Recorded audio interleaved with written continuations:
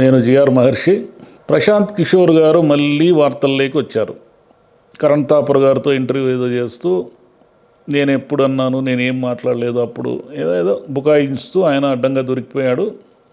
అంటే మామూలుగా శకునం చెప్పే బల్లి కుడితిలో పడుతుంది అంటారే, అలా శకునాలు చెప్పే పని మీద ఉన్నాడు ఆయన. అది ఆ రాష్ట్రంలో ఈయన గెలుస్తాడు, ఈ రాష్ట్రంలో వీళ్ళు గెలుస్తారు, వాళ్ళు గెలుస్తారు, ఈ దేశానికి నేను ఒకప్పుడు దిశానిర్దేశం చేశాను అనే లెవెల్తో మాట్లాడుతుంటాడు ఆయన.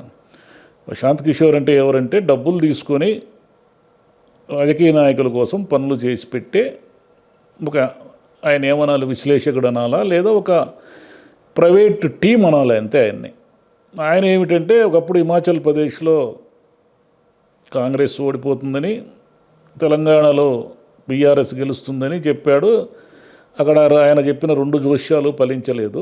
2 జోస్యాలు ఫలించకపోయేసరికి నేను ఎప్పుడన్నాను, నేను అన్నట్టుగా మీ దగ్గర ఏమైనా సాక్ష్యాలు ఉంటే చూపించండి అని ఏదో కరణ్ థాపర్ గారి ఇంటర్వ్యూలో ఏదో మాట్లాడుతూ బుకాయింపు అంటారే, సరే ప్రశాంత్ కిషోర్ గారిని ఆయన ఏదో ఈ దేశంలో ఎన్నికల జోష్యుడని, ఈ దేశంలో ఎన్నికలన్నింటినీ ఆయన నిర్దేశిస్తారని, లేదా ఆయనకు తెలియని విషయమే లేదని మనం అనుకుంటే మనం మూర్ఖులు. ఎందుకంటే ఎవరు ఆయన ఆయన ఒక చిలక జ్యోతిష్కుడు లాంటివాడు. చిలక జ్యోతిష్కానికి ప్రాతిపదిక ఏముంటుంది, శాస్త్రీయత ఏముంటుంది?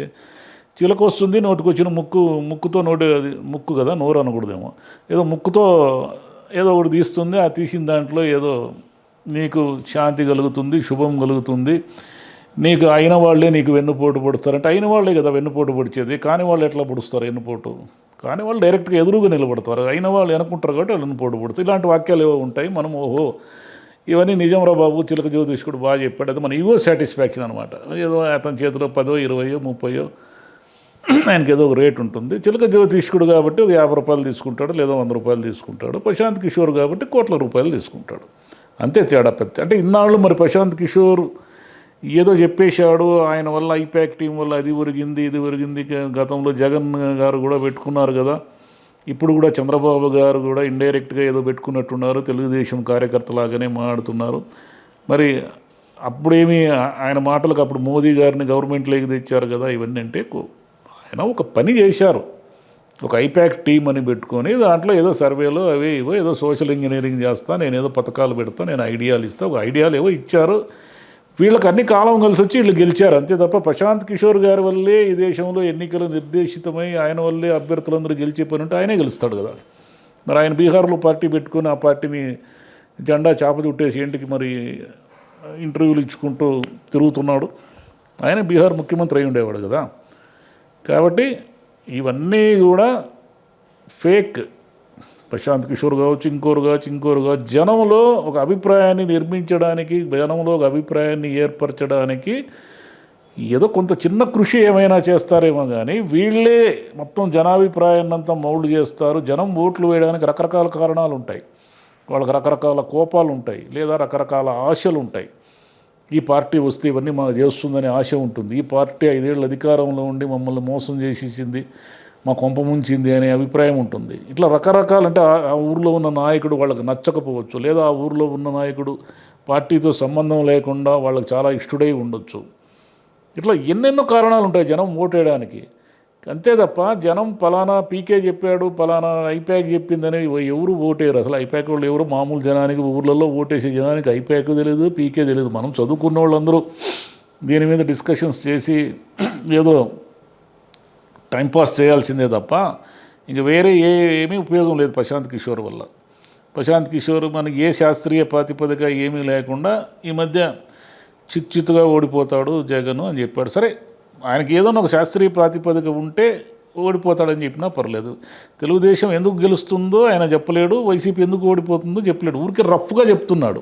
సరే, జనంకి ఇష్టం లేకపోతే వైసీపీ ఓడిపోవచ్చు, తెలుగుదేశం గెలవచ్చు. ఎవరైనా జనానికి ఇష్టం లేకుండా ఎలా గెలుస్తారు? అది ఏదన్నా అద్భుతం, ఏదన్నా ఈవీఎంలు మొత్తం మాయ చేసేసి ట్యాంపర్ చేస్తే తప్ప ప్రాక్టికల్గా సాధ్యం కాదు. అది ఈవీఎంలు ట్యాంపర్ చేసేది నిజమైతే బీజేపీనే చేసి ఉండేది. ఎందుకంటే అనేక చోట్ల రాష్ట్రాల్లో అధికారం ఇంటికి పోగొట్టుకుంటుంది, బీజేపీ సెంటర్లో ఉంది కదా. కాబట్టి అవన్నీ ప్రశాంత్ కిషోర్ లాంటి వాళ్ళ మాటలు. ఇప్పుడు కరణ్ థాపర్ గారు క్వశ్చన్ చేస్తే ఆయన నీళ్లు నమిలాడు.